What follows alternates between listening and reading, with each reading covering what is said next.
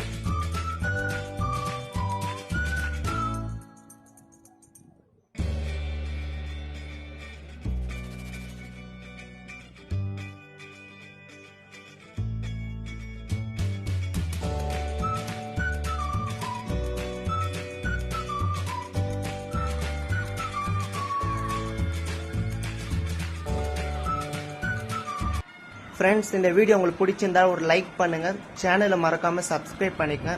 அப்புறம் உங்களுக்கு பிடிச்சவங்க எல்லாம் ஷேர் பண்ணி விடுங்க. ஓகே ஃப்ரெண்ட்ஸ், பாய். நம்ம நெக்ஸ்ட் வீடியோல வந்துட்டு பார்க்கலாம்.